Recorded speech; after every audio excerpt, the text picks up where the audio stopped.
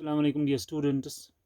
आप जानते हैं कि आपका जो फर्स्ट टर्म का सिलेबस है करीबन वो सारा कंप्लीट है। केमिस्ट्री के सेकंड टर्म सिलेबस में हमारा चैप्टर थर्ड आता है that is the atoms and the molecules. Atoms and molecules आज से हम यही चैप्टर उठाने जा रहे हैं, एटम्स एंड मॉलिक्यूल्स। इस चैप्टर के इंट्रोडक्शन में हमने देखना है कि अगर आपको याद होगा जब हमने मैटर की क्लासिफिकेशन की थी, मैंने कहा था आपको मैटर को हम क्लासिफाई करते हैं दो ग्रुप्स में। एक है जिसको आप कहते हैं प्योर सब्सटेंसेस, प्योर सब्सटेंसेस, और मैटर की दूसरी कैटेगरी आती है जिसको मैंने कहा था इम्प्योर सब्सटेंसेस या मिक्सचर्स, जिसको हम कहते थे इम्प्योर सब्सटेंसेस या जिनको हम कहते थे मिक्सचर्स भी। ये जो प्योर सब्सटेंसेस हैं इनको मैंने कहा था फर्दर ये ऐसे सब्सटेंसेस है which are made up particles of only one kind, जिसमें एक ही किस्म के पार्टिकल्स हैं। और मैंने कहा था ये प्योर सब्सटेंसेस आपके दो किस्म के आते हैं, या तो है एटम्स एलिमेंट्स या तो है कंपाउंड्स। क्यों? चाहे आप एलिमेंट्स देखेंगे चाहे आप कंपाउंड्स देखेंगे, both of these forms of matter they are made up particles of only one kind. अगर आप एलिमेंट देखेंगे इसके जो कॉन्स्टिट्यूएंट पार्टिकल्स हैं वो एटम्स हैं, और अगर आप कंपाउंड्स देखेंगे इसके जो कॉन्स्टिट्यूएंट पार्टिकल्स हैं उनको हम कहते हैं molecules. So a particular compound is made up of molecules of only one kind. A particular element is made up of atoms of only one kind. इनको हम कहते हैं प्योर सब्सटेंसेस। इन्हीं का हमने यहाँ थोड़ा बहुत डिस्क्रिप्टिव पढ़ना है, एटम्स और मॉलिक्यूल्स के बारे में हमने थोड़ा डिस्क्रिप्शन देना है। क्या है एटम, क्या होता है एलिमेंट, क्या होता है, इन्हीं के बारे में हमने इस चैप्टर में पढ़ना है। तो जब भी कोई मैटर की कोई भी पार्टिकल मैटर का, चाहे वो एलिमेंटल फॉर्म में है चाहे वो कंपाउंड फॉर्म में, जैसे अब देखिए शुगर आपके पास है, कंपाउंड है, साल्ट आपके पास है, राइट, या सैंड आपके पास है, डायमंड आपके पास है। कोई भी मैटर की फॉर्म लीजिए या कोई एलिमेंटल फॉर्म, कॉपर लीजिए, सिल्वर लीजिए, कोई भी मैटर की कोई भी फॉर्म, जब इसको आप डिवाइड करते हैं, जब इसको आप क्या करते हैं, when it is divided further and further, matter की कोई फॉर्म आप लीजिए, इसको आप डिवाइड कीजिए, डिवाइड करते करते आप एक ऐसे स्टेज पे आएंगे कि आपको मैटर का मिल जाएगा, डिवीजन डिवाइड करते करते you will get the smallest particle of matter, smallest particle of matter. एक एक टाइम ऐसा आएगा कि आपके पास आएगा मैटर का जो सबसे छोटे से छोटा ज़रा आपके पास आएगा, जिसको आप डिवाइड नहीं कर सकते आप, इनडिविजिबल।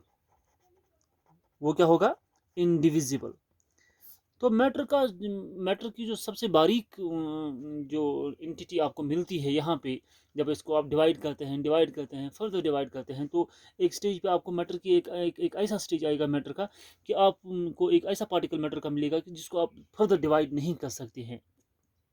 ठीक है ना? तो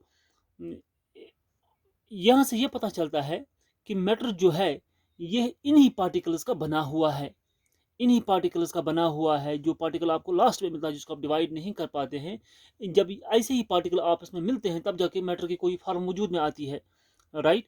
तो हम यहाँ ये कहेंगे that matter is made up of very small particles. यहाँ से आपको ये चीज़ें पता चलती है that matter is made up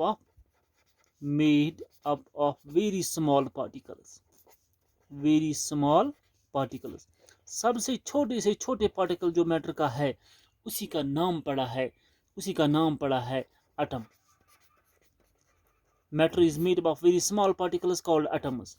जो मैटर का जो यूनिट है, इकाई जो मैटर की है, that is an atom, that is an atom. And this name atom it was suggested by John Dalton. याद रखना ये नाम किसने दिया था, इस एटम नाम किसने दिया था? It was a scientist called as John Dalton, named John Dalton, जिसने ये पहला वर्ड एटम का इस पार्टिकल के लिए दिया। एटम का जब हम लिटरली मीनिंग देखते हैं, इट मीन्स इनडिविजिबल। क्योंकि ये इनडिविजिबल पार्टिकल है मैटर का, इसी को आप कहते हैं, इसीलिए इसको नाम पड़ गया एटम। और यही when the atoms of different elements combine together they form compounds। जब एलिमेंट्स, जब एटम्स मुख्तलिफ एलिमेंट्स के जब एटम्स आपस में मिलते हैं तो वही कंपाउंड्स बनाते हैं। And combined form of atoms, अगर या एटम्स के अगर एक ही किस्म के एटम्स आपस में मिल सकते हैं तो वो मॉलिक्यूल्स बनाते हैं एक पर्टिकुलर एलिमेंट के, ठीक है ना। जैसे ऑक्सीजन के दो एटम्स मिलते हैं तो ऑक्सीजन मॉलिक्यूल बनता है, राइट। सो आप यहाँ देखेंगे all matter is made up of all matter is made up of atoms and molecules। हर कोई मैटर की जो फॉर्म आप देखेंगे अल्टीमेटली आप यह देखेंगे कि ये बना हुआ है या तो एटम्स का या मॉलिक्यूल्स का। And the properties of matter depend upon the properties of its molecules and atoms and molecules from which it is made। Matter की कोई फॉर्म भी आप देखेंगे उसकी जो प्रॉपर्टी है वो प्रॉपर्टी डिपेंड करती है वो किस किस्म के एटम्स या किस किस्म के मॉलिक्यूल से बना हुआ है। द प्रॉपर्टीज ऑफ मैटर, याद रखना बेटा, properties of matter depend upon the properties of atoms and molecules। properties of atoms and molecules, atoms and molecules from which it is made, from which it is made। तो यहाँ तक तो आपको ये पता चल गया कि एटम की जो मैटर की जो स्मॉलेस्ट फॉर्म है वो एटम है, ठीक है ना। The smallest particle of the matter is atom and this atom it is the entity which is capable of taking part in A chemical reaction. जब दो एटम्स आपस में मिलते हैं तो ये एटम ही आपस में मिलते हैं तो कोई नया कंपाउंड बनाते हैं, ठीक है ना। तो आपने देखा, आपको पता है कि अगर आप देखेंगे एलिमेंट्स कितने हमारे पास है, वो हमारे पास नियर अबाउट 116 या 117 एलिमेंट्स हैं या 116 एलिमेंट्स जो हमारे पास टिल डेट मौजूद हैं। 116 एलिमेंट्स, यही एलिमेंट्स कंबाइन करके मिलियंस ऑफ कंपाउंड्स बनाते हैं, मिलियंस ऑफ कंपाउंड्स बनाते हैं। उसी तरह जैसे आपके पास हैं A to Z 26 लेटर्स है ना, यही 26 लेटर्स जब आपस में मिलते हैं तो ये मिलियंस ऑफ वर्ड्स बनाते हैं। मिलियंस ऑफ वर्ड्स, आप डिक्शनरियों की डिक्शनरी बुक्स की बुक्स आपके बढ़ जाती हैं, मगर असल में आप देखेंगे जो बुनियादी है वो that these 26 letters A to Z, इन्हीं को रिशफल करके इन्हीं को जम्बलिंग में मिला के उधर इधर करके हम मुख्तलिफ किस्म के वर्ड्स बना सकते हैं। इसी तरह जो कायनात की जो कायनात में कोई भी मैटर की फॉर्म है असल में वो बना हुआ है atoms of these only 116 elements. आप देखेंगे यही एटम्स मुख्तलिफ रेशियोज में मुख्तलिफ प्रपोर्शंस में मिलके जो कायनात में जो कोई भी मैटर की फॉर्म है वो बनाते हैं, ठीक है ना। तो यह कैसे पता चल गया कि एटम ही एक ऐसा पार्टिकल है जो केमिकल रिएक्शंस में हिस्सा लेता है, जो केमिकल रिएक्शंस में हिस्सा लेता है।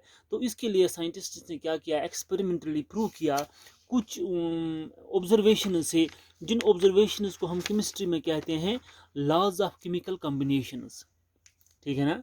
इन्हीं लॉज ऑफ केमिकल कॉम्बिनेशन से पता चलता है कि that it is really atom which takes part in the chemical reaction which is taking part in the chemical reaction and forms and is responsible for the formation of different types of compounds। So these are the laws of chemical combinations we have to study, laws of chemical combinations, laws of chemical combinations। देखिए बेटा, laws of chemical combinations में आप देखेंगे हमारे पास 3 basic law है, 3 laws, याद रखना। We have 3 laws of chemical combinations. पहला लॉ है जिसको आप कहते हैं law of conservation of mass, law of conservation of mass, ये पहला लॉ है केमिकल कॉम्बिनेशन का। दूसरा लॉ है जिसको आप कहते हैं लॉ ऑफ कांस्टेंट प्रोपोर्शन और law of constant composition, law of constant proportion और constant composition, ठीक है ना। तो तीसरा लॉ है जिसको आप कहते हैं लॉ ऑफ मल्टीपल कंपोजिशन या मल्टीपल प्रोपोर्शन और मल्टीपल कंपोजिशन, मल्टीपल कंपोजिशन। ये 3 लॉज हैं लॉज ऑफ केमिकल कॉम्बिनेशंस के। Out of this 3 laws, 2 laws जो आपके सिलेबस में आपको पढ़ने हैं, that is law of conservation of mass and law of constant composition. ये 2 लॉज हम पढ़ेंगे। तो पहला लॉ है law of conservation of mass. Law of conservation of मास, देखिए बेटा, लॉ ऑफ कंजर्वेशन ऑफ मास क्या कहता है हमें, इसका मतलब क्या है। लॉ ऑफ कंजर्वेशन ऑफ मास, पहले हम इसके स्टेटमेंट देखेंगे ये क्या कहता है हमें। ये लॉ जो है ये दिया था एंटोन लेवाइजर ने। लेवाइजर याद रखना, पूछा जाता है एग्जाम में, इन 1774। एंटोन लेवाइजर ने दिया था 1774 में ये लॉ, जिसको नाम पड़ा था law of conservation of mass. इस लॉ के लिहाज से, according to this law, according to this law, क्या है इस लॉ का स्टेटमेंट क्या है, that matter is neither created nor destroyed during a chemical reaction. Matter जो है, matter is neither created nor destroyed during a chemical reaction. जब भी कोई केमिकल रिएक्शन होती है, जब भी कोई केमिकल चेंज होती है, इस केमिकल रिएक्शन, इस केमिकल चेंज में ना तो मैटर क्रिएट होता है, ना तो मैटर डिस्ट्रॉय होता है, ठीक है ना। इसीलिए इसको आप कहते हैं, it is also called as law of indestructibility, indestructibility of matter, that which cannot be destroyed, indestructibility of matter, law of indestructibility of matter, that matter cannot be destructed, matter can neither be created nor destroyed during a chemical reactions, ठीक है ना। जब भी कोई chemical reaction होती है, वो substances जो केमिकल रिएक्शन में हिस्सा लेते हैं इनको आप कहते हैं रिएक्टेंट्स, और जो वहां से नई चीज बनते हैं इनको आप कहते हैं प्रोडक्ट्स। जैसे ए और बी आपस में मिल गई, यहाँ पे मिल बन गया सी और डी, दो नई चीज बन गई है, ये दो मिल, ये दो जो मिलते हैं इनको आप कहते हैं रिएक्टेंट्स। जो वहां से दो नई चीज बनते हैं इनको आप कहते हैं प्रोडक्ट्स। तो इस लॉ के लिहाज से, according to this law, that mass of reactants जो होता है, मास ऑफ रिएक्टेंट्स, वो होता है बराबर mass of products, mass of products. अगर टोटल मास रिएक्टेंट्स का 100 ग्राम्स है, टोटल मास प्रोडक्ट्स का भी होगा क्या, 100 grams, according to this law. According to this law, the mass of reactants, it is always equal to the mass of products. So in a chemical reaction, the total mass of products is equal to the total mass of reactants. There is no change in the mass in a chemical reaction. Example अगर हम देखेंगे, आपके पास एक compound है जिसको आप कहते हैं कैल्शियम कार्बोनेट, CaCO3, ये कैल्शियम कार्बोनेट है।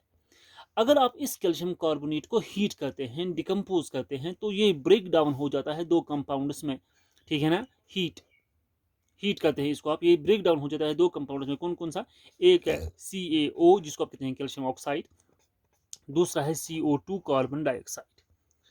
जब आप कैल्शियम कार्बोनेट को डिकम्पोज करते हैं हीट से, thermal decomposition, calcium carbonate decompose होता है दो कंपाउंड्स में, calcium oxide and carbon dioxide, ठीक है ना। By experiments it has been found that if, अगर आपके पास 100 ग्राम्स है कैल्शियम कार्बोनेट के, ठीक है ना, जब ये डिकम्पोज होता है completely, then you have 56 grams of calcium oxide and 44 grams of carbon dioxide. याद रखना बेटा, 44 ग्राम्स ऑफ कार्बन डाइऑक्साइड। अगर आप 100 ग्राम्स कैल्शियम कार्बोनेट के डिकम्पोज करते हैं, आपके पास दो कंपाउंड्स, दो प्रोडक्ट्स वहां मिलते हैं, कैल्शियम ऑक्साइड और carbon dioxide. Calcium oxide 56 grams मिलता है, कार्बन डाइऑक्साइड 44 ग्राम्स मिलता है।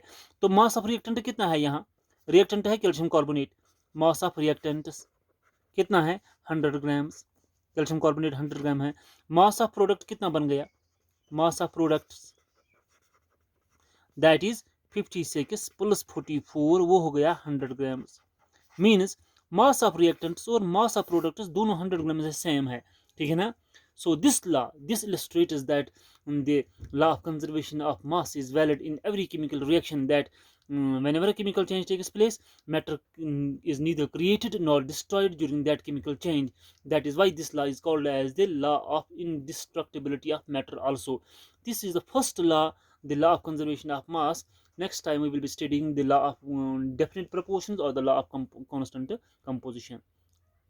Thank you.